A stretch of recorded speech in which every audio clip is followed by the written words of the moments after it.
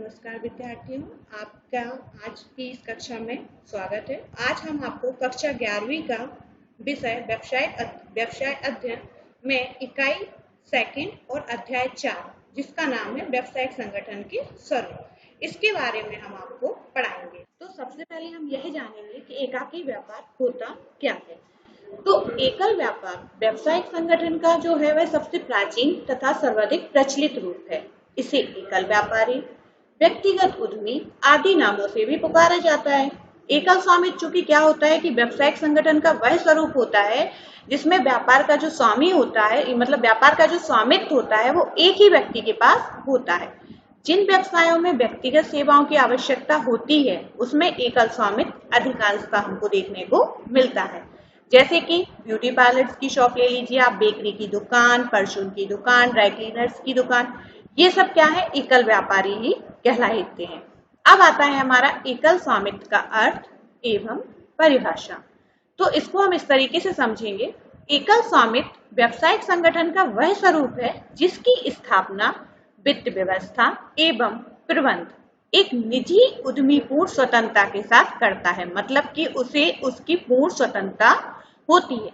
यदि कोई हानि होती है तो उसके लिए भी यही व्यक्ति उत्तरदायी होता है। सामान्यतः एकल व्यापारी अपने व्यापार का संचालन अकेले ही करता है, परंतु यदि वह चाहे या व्यवसाय का आकार यदि उसका बढ़ता है तो वह अपने परिवार वालों की या अन्य व्यक्तियों का भी सहारा ले सकता है। उसे इसकी पूर्ण स्वतंत्रता होती है कि व्यवसाय वह स्वयं चलाए या अन्य किसी की सहायता से।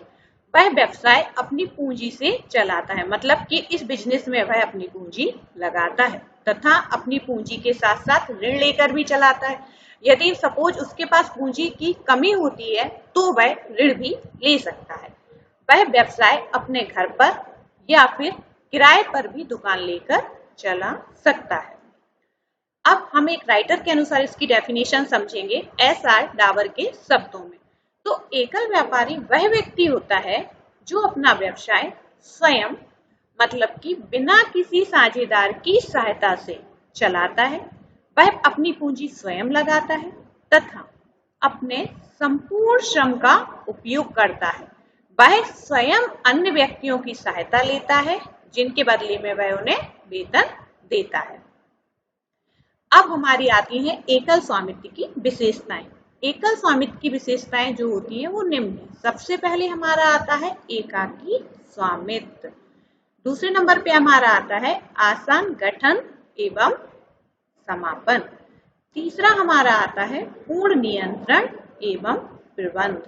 चौथा हमारा आता है व्यवसाय के चुनाव की स्वतंत्रता। पांचवा हमारा आता है संपूर्ण लाभ का स्वामी। छठवीं हमारी हेडिंग है व्यवसाय व व्यवसायी में कोई भेद नहीं। सातवां संचालन की स्वतंत्रता। अब हम सबसे पहला टॉपिक समझते हैं एकाकी स्वामित्व। तो एकाकी स्वामित्व, इसका आशय है कि व्यवसायी का व्यवसाय में सर्वेसर्वा होना, मतलब जो व्यापारी है वही इसमें सर्वेसर्वा होता है। इसमें व्यवसायी ही व्यवसाय के समस्त कार्यों के लिए उत्तरदायी होता है। क्यों?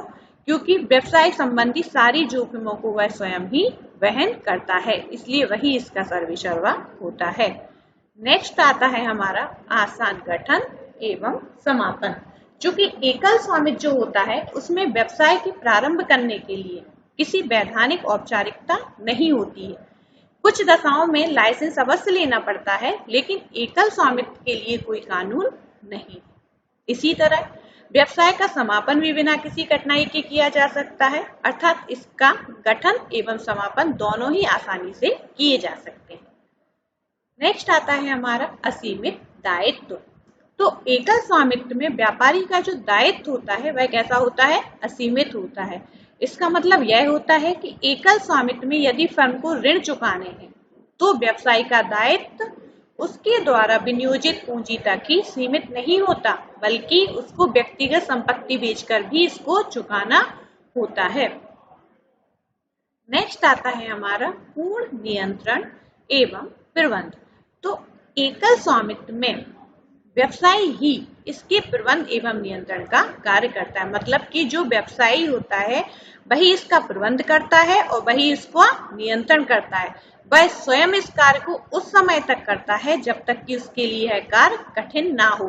बाद में वह किसी व्यक्ति को नियुक्त कर सकता है। व्यवसाय के चुनाव की स्वतंत्रता। एकल स्वामित्व में व्यवसायी को इस बात की स्वतंत्रता होती है कि वह जिस प्रकार चाहे व्यवसाय को प्रारंभ कर सकता है, जब चाहे उसमें कोई भी चेंजेस कर सकता है, मतलब परिवर्तन कर सकता है। उसे किसी से भी अनुमति लेने की आवश्यकता नहीं होती है, अतः उसे व्यवसाय को चुनने की पूर्ण स्वतंत्रता होती है। अब नेक्स्ट आता है संपूर्ण लाभ का स्वामी। व्यापार में जो भी लाभ प्राप्त होता है वह एकाकी व्यापार का ही होता है। क्यों? क्योंकि वह ही सारी जोखिमों को अकेले ही वहन करता है, अर्थात संपूर्ण लाभ का स्वामी वह अकेले ही होता है। नेक्स्ट संचालन की स्वतंत्रता। तो इसमें एकाकी व्यापार में सरकारी नियम न्यूनतम होते हैं, अतः एकाकी व्यापार को संचालन में पूर्ण स्वतंत्रता होती है। वह अपने अकॉर्डिंग अपने बिजनेस को चला सकता है। अब हमारी आती है एकल स्वामित्व की हानियां तथा दोष। जहां एकल स्वामित्व के कुछ गुण हैं, वहीं एकल स्वामित्व की कुछ हानियां तथा दोष भी हैं जो निम्नलिखित हैं। नंबर पहला आता है असीमित दायित्व। नंबर दूसरा आता है सीमित वित्तीय साधन। नंबर तीसरा आता है सीमित प्रबंधकीय कुशलता। नंबर चौथा आता है निरंतरता की कमी। नंबर पांचवा आता है खुले निर्णय और नंबर छठवा आता है सीमित ख्याति। अब सबसे पहला टॉपिक असीमित दायित्व। तो इसका सबसे बड़ा दोष असीमित दायित्व का होता है। अगर हानि या ऋण की दशा में व्यवसाय में लगी पूंजी के साथ व्यवसाय की व्यक्तिगत संपत्ति भी डूब जाती है। मतलब अगर बिजनेस को किसी कंडीशन में हानि होती है तो व्यवसाय में जो उसकी पूंजी लगी हुई है वो तो उसकी डूबती ही है, साथ ही उसकी व्यक्तिगत संपत्ति भी डूब जाती है। नेक्स्ट हमारा होता है सीमित वित्तीय साधन।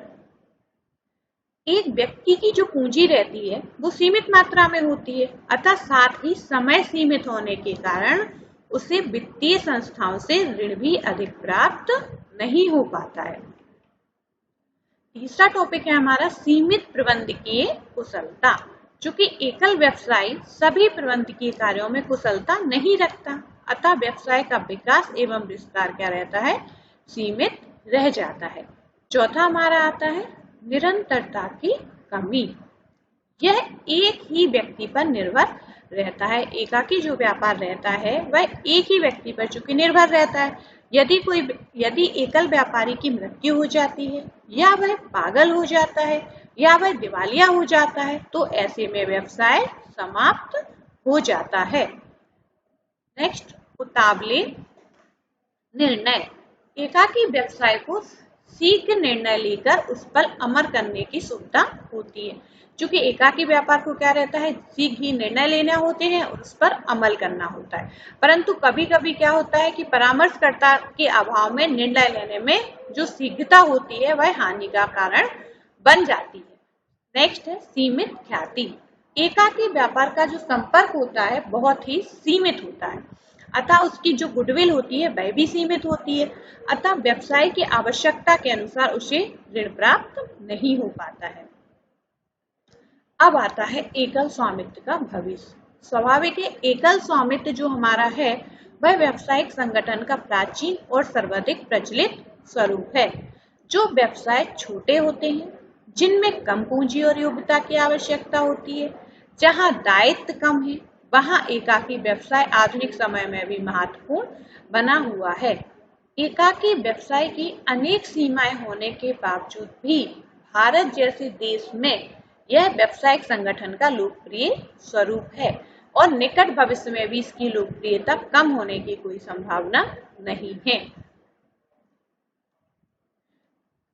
अब हमारा एकल व्यवसाय के बाद हम आपको दूसरा टॉपिक जो लेने जा रहे हैं वह है हमारा साझेदारी। तो सबसे पहले हम साझेदारी का अर्थ एवं परिभाषा को समझेंगे। तो साझेदारी होती क्या है? साझेदारी व्यवसाय के अंतर्गत दो या अधिक व्यक्ति एक वैधानिक व्यवसाय को चलाने तथा उनके लाभ में हिस्सा बांटने का समझौता करते हैं। ऐसा व्यवसाय या तो वह सब मिलकर चलाते हैं, सब जितने भी साझेदार हैं उस सब मिलकर उसको चलाएंगे, या उनमें से कुछ या एक सबकी ओर से व्यवसाय का संचालन करता है। जो लोग ऐसा व्यवसाय चलाने का समझौता करते हैं उन्हें साझेदार कहते हैं। एच.एल. हेने के अनुसार साझेदारी उन व्यक्तियों के मध्य एक संबंध है जिन्होंने निजी लाभ के उद्देश्य से एक व्यवसाय को मिलकर चलाने का अनुबंध किया है। अब हम पढ़ते हैं साझेदारी की विशेषताएं। तो साझेदारी की जो विशेषताएं हैं वो निम्नलिखित हैं। सबसे पहला सदस्यों की संख्या, नंबर दूसरा समझौता, नंबर तीसरा व्यवसाय, नंबर चौथा लाभ का उद्देश्य, नंबर पांचवा व्यवसाय का संचालन सामान्य लाभ हेतु, और लास्ट प्रधान एवं अभिकर्ता। सबसे पहला टॉपिक आता है सदस्यों की संख्या। तो साझेदारी के लिए कम से कम 2 व्यक्तियों का होना आवश्यक है। सामान्य व्यवसाय की साझेदारी में सदस्यों की अधिकतम संख्या 50 हो सकती है। कम से कम 2 और अधिक से अधिक 50 हो सकती है। दूसरा समझौता, साझेदारी का जो जन्म होता है वह 2 या 2 से अधिक सदस्यों में आपसी अनुबंध से होता है। जो व्यक्ति साझेदारी फर्म चलाना चाहते हैं उनमें परस्पर समझौता होना आवश्यक है। समझौता जो होता है वह लिखित भी हो सकता है और मौखिक भी हो सकता है। जनरली लिखित समझौता जो होता है वो व्यवसाय में ज्यादा अच्छा माना जाता है। नेक्स्ट आता है व्यवसाय। साझेदारी के लिए व्यवसाय का होना आवश्यक है। जहां 2 या 2 से अधिक व्यक्ति व्यवसाय के अतिरिक्त किसी कार्य को करने का अनुबंध करते हैं तो वह साझेदारी नहीं मानी जाएगी। मतलब यदि व्यक्ति व्यवसाय के अतिरिक्त किसी और कार्य को करने का अनुबंध करता है, मतलब वह बिजनेस नहीं करे और किसी कार्य का अनुबंध करे, तो वह साझेदारी नहीं मानी जाएगी। नेक्स्ट लाभ का उद्देश्य। साझेदारी व्यवसाय के समझौते का उद्देश्य लाभ कमाना तथा साझेदारों के मध्य विभाजित करना होता है। व्यवसाय का संचालन सामान्य लाभ हेतु। साझेदारी में व्यवसाय के संचालन में सभी साझेदारी भाग लें यह आवश्यक नहीं है। कई बार क्या होता है, कई साझेदार ऐसे होते हैं कि जो साझेदारी में भाग नहीं लेते हैं, उनकी ओर से कोई एक साझेदार उस साझेदारी में भाग ले लेता है।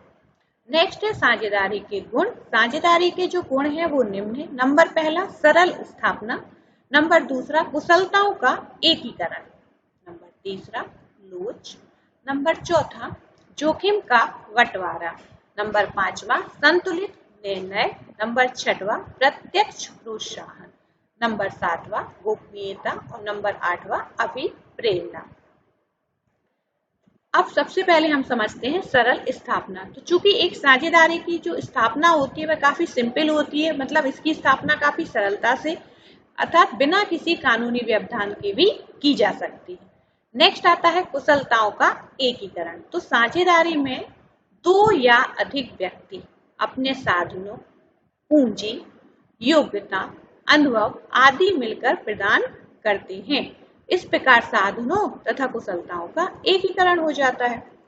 नेक्स्ट आता है लोच। साझेदारी में लोचता पाई जाती है, अर्थात इसमें आवश्यकता अनुसार हम जब चाहें तब परिवर्तन किए जा सकते हैं, जैसे पूंजी, फर्म, स्थान आदि। नेक्स्ट आता है हमारा जोखिम का व्यवसाय। साझेदारी में जोखिम सभी साझेदार मिलकर उठाते हैं, किसी एक को जोखिम वहन नहीं करना पड़ता है। संतुलित निर्णय।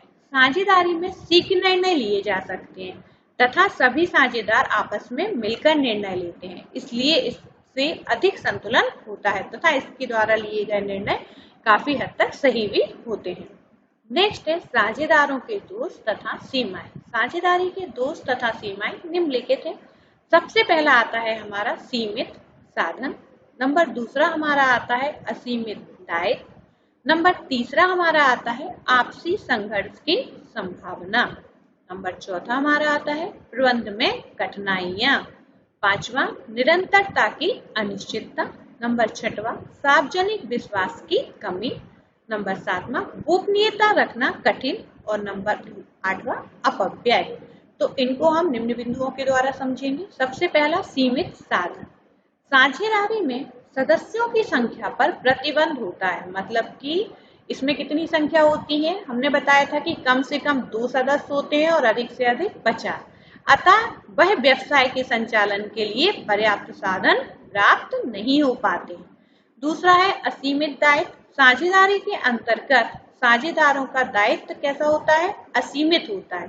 साझेदारों को हानि होने की दशा में व्यावसायिक दायित्वों का भुगतान करने के लिए उसको अपनी व्यक्तिगत संपत्ति को भी प्रयोग में लाना पड़ता है। नेक्स्ट है आपसी संघर्ष की संभावना। तो साझेदारों में जो रहता है आपसी संघर्ष की संभावना अधिक पाई जाती है, जिसके परिणाम स्वरूप आपसी हितों में सामंजस्य नहीं रह पाता है। नेक्स्ट है प्रबंध में कठिनाइयां। साझेदारी में सभी निर्णय सभी साझेदार मिलकर लेते हैं, अतः निर्णय लेने में देरी हो जाती है। साथ ही संगठित प्रबंध की कठिनाइयों का सामना भी करना पड़ता है। नेक्स्ट आता है निरंतरता की अनिश्चितता। एक साझेदार की मृत्यु, पागल या दिवालिया होने पर या अवकाश ग्रहण करने पर साझेदारी समाप्त हो जाती है। अब हमारे आते हैं साझेदारों के प्रकार। तो साझेदारों के जो प्रकार हैं उनको हम निम्न बिंदुओं के माध्यम से समझेंगे। सबसे पहला हमारा आता है सक्रिय साझेदार, और नंबर दूसरा निष्क्रिय साझेदार, तीसरा नाम मात्र का साझेदार, नंबर चौथा नाबालिग साझेदार, नंबर पांचवा प्रदर्शन द्वारा साझेदार, नंबर छठवा निश्चितकालीन तथा अनिश्चितकालीन साझेदार, और नंबर सातवां गुप्त साझेदार। तो सबसे पहले हम समझते हैं सक्रिय साझेदार को।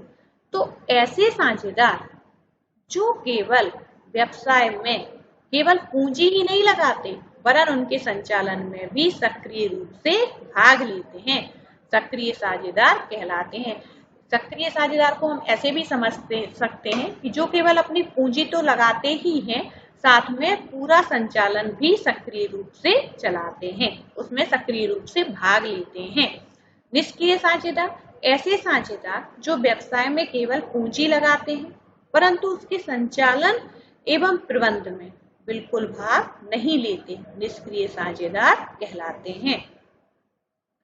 नेक्स्ट आते हैं हमारे नाम मात्र के साझेदार। जैसे इसके नाम से ये स्पष्ट हो रहा है कि नाम मात्र का मतलब कि ऐसे साझेदार व्यवसाय में ना तो पूंजी लगाते हैं और ना ही संचालन में भाग लेते हैं, केवल अपना नाम साझेदार के रूप में प्रयोग करने की अनुमति देते हैं कि हाँ हमारा नाम साझेदार के रूप में चलेगा। वो क्या कहलाते हैं, नाम मात्र के साझेदार कहलाते हैं। अब हमारा आता है नाबालिग साझेदार। नाबालिग मतलब जिसकी आयु 18 वर्ष से कम हो। जी, जिस व्यक्ति ने 18 वर्ष की आयु पूर्ण ना की हो वह नाबालिग कहलाता है। ऐसा व्यक्ति किसी फर्म में साझेदार नहीं बन सकता है। साझेदार बनने के लिए उसे कम से कम 18 वर्ष की आयु को पूर्ण करना आवश्यक है। नेक्स्ट आता है हमारा कार्यकारी साझेदार। ऐसा साझेदार जो फर्म में अपनी विशेष योग्यता एवं अनुभव के आधार पर फर्म में सम्मिलित किया जाता है, फर्म का यथार्थ कार्य करता है एवं व्यापार पर पूरा नियंत्रण रखता है, कार्यकारी साझेदार कहलाता है। अब हमारे आते हैं साझेदारी के प्रकार। तो साझेदारी के को 2 घटकों के आधार पर वर्गीकृत किया जा सकता है। पहला अवधि के आधार पर साझेदारी। तो अवधि के आधार पर जो साझेदारी होती है उसे भी 2 भागों में बांटते हैं, ऐच्छिक साझेदारी और विशिष्ट साझेदारी। ऐच्छिक साझेदारी जो हमारी होती है उसमें क्या होता है, इस प्रकार की साझेदारी की रचना साझेदारों की इच्छा से होती है, मतलब यह उस समय तक चलती है जब तक उन्हें अलग होने का नोटिस नहीं दिया जाता। फिर आता है हमारा देयता के आधार पर वर्गीकरण। तो इसमें भी 2 भागों में बांटा जाता है। सबसे पहले आती है हमारी सामान्य साझेदारी और दूसरा हमारा आता है सीमित साझेदारी। सामान्य साझेदारी, तो सामान्य साझेदारी में साझेदारों का दायित्व जो रहता है असीमित एवं संयुक्त होता है, और सीमित साझेदारी में कम से कम एक साझेदार का दायित्व असीमित होता है तथा अधिक साझेदार का सीमित होता है। अब इसकी पुनरावृत्ति हम पढ़ेंगे। अब हमने जो टॉपिक पढ़े हैं उसको एक बार हम रिवाइज कर लेते हैं। सबसे पहला हमने पढ़ा एकाकी व्यापार की विशेषताएं। इसमें हमने पढ़ा एकाकी व्यापार आसान गठन, संपूर्ण लाभ का स्वामी, संचालन की स्वतंत्रता, पूर्ण नियंत्रण एवं प्रबंधन, व्यवसाय के चुनाव की स्वतंत्रता, संपूर्ण लाभ का स्वामी, व्यवसाय व व्यवसायी में कोई भेद नहीं। तो इसमें हमने सबसे पहला पढ़ा था कि इसका आसान और जो आसानी से इसका गठन किया जा सकता है तथा इसका समापन भी आसानी से किया जाता है। चूंकि एकाकी व्यापारी पूरी हानि स्वयं वहन करता है, अर्थात वह संपूर्ण लाभ का स्वामी को क्या होता है, स्वयं होता है। संचालन की उसको स्वतंत्रता होती है, वो उसमें जब भी चाहे कोई भी चेंज कर सकता है। पूर्ण नियंत्रण एवं प्रबंधन, तो उसका जो नियंत्रण रहता है एवं प्रबंध रहता है वो एकाकी व्यापार का ही स्वयं का होता है, अर्थात संपूर्ण लाभ का स्वामी भी वह स्वयं होता है।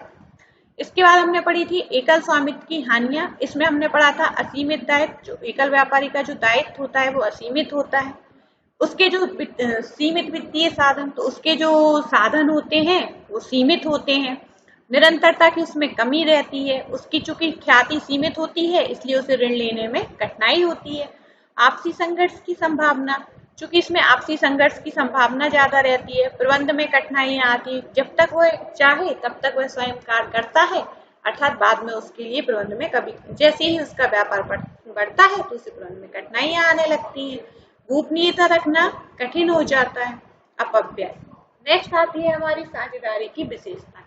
तो इसमें हमने पढ़ा था कि सदस्यों की संख्या, तो हमने आपको बताया था कि इसमें कम से कम 2 सदस्य और अधिक से अधिक 50 सदस्य हो सकते हैं। समझौता, समझौता हमने आपको बताया था लिखित भी हो सकता है और मौखिक भी हो सकता है। व्यवसाय और लाभ का उद्देश्य, लाभ का उद्देश्य होता है सभी साझेदारों को बराबर लाभ बांटना, सभी साझेदारों को लाभ का बंटवारा करना। फिर हमने बताए थे साझेदारी के दोष, चूंकि साधन सीमित होते हैं, असीमित दायित्व होता है और प्रबंध करने में कठिनाइयां आती हैं। इसके बाद हमने आपको बताया था साझेदारी के प्रकार। तो साझेदारी के 2 प्रकार बताए थे हमने, सक्रिय साझेदार और निष्क्रिय साझेदार। सक्रिय साझेदार में आपने पढ़ा था कि जो सक्रिय साझेदार वह कहलाता है जो अपनी पूंजी भी लाता है और व्यापार का संचालन भी करता है ना। इसी तरह निष्क्रिय साझेदार। इसके बाद अब आता है हमारा गृह कार्य। इसमें आपको लिखना है एकाकी व्यवसाय क्या है, उसकी विशेषताएं क्या है, उनको समझाइए। सेकंड क्वेश्चन हमारा है एकल स्वामित्व की हानियों को समझाइए। तीसरा हमारा है साझेदारी का अर्थ बताते हुए साझेदारी के गुणों को समझाइए। नेक्स्ट क्वेश्चन है सक्रिय साझेदार, गुप्त साझेदारों को